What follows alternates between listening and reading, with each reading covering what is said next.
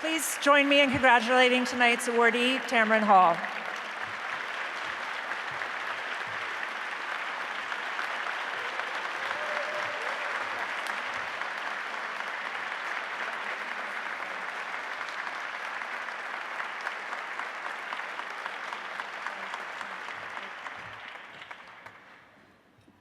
As Noelle rushes off so quickly, we were backstage and I could tell she's about her business. Being in front of a big crowd is not her thing, but I want to thank Noelle for coming out from the trenches to present me with this incredible honor tonight.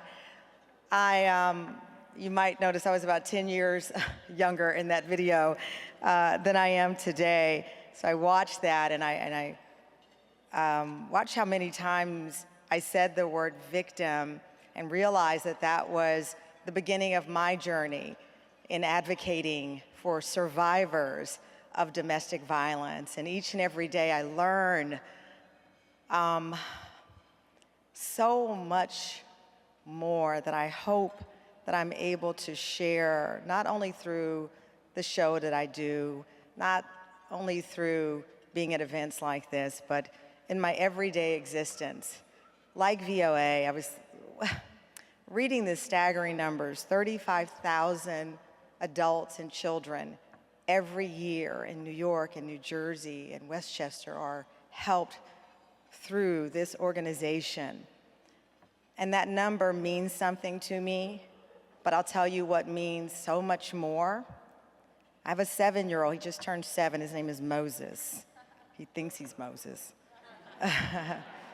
And I grew up in a very tiny town, Luling, Texas, population 2, me and my mom. And now I live in this big, great city, greatest city in the world, arguably, for 20 years. I never, thank you, New York, go Knicks. Maybe, but I'll tell you, I became a mom at age 48. I'm now 56 years old. And there I am walking my boy, my son, my child to school. And I grapple often with walking past someone experiencing homelessness. And how do I explain this to this little boy? There were days that I scurry past like so many people because how do I tell a 3-year-old what's happening? And then I'd get home in tears thinking I've dehumanized a person. I've made him feel that you can walk by someone and not see them. And so I've personally, in this moment now, can tell you the God truth. I struggle with it because I want him to see that person. And I don't want him to see a contrast of us being lucky. And I don't want him to think, wow, we sure are blessed. I want him to think, how can I help this person? Because it is not enough to walk by and say how lucky we are. It is how lucky we are to be able to help them.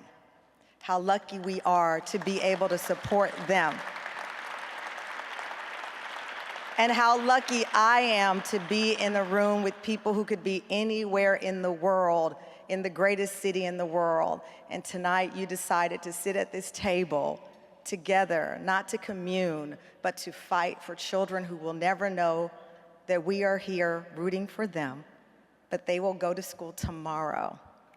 And the energy and the love and the light that this organization is will provide a path for them so that one day they might sit in this room while we are at home eating our oatmeal, and they will be advocating and fighting and believing.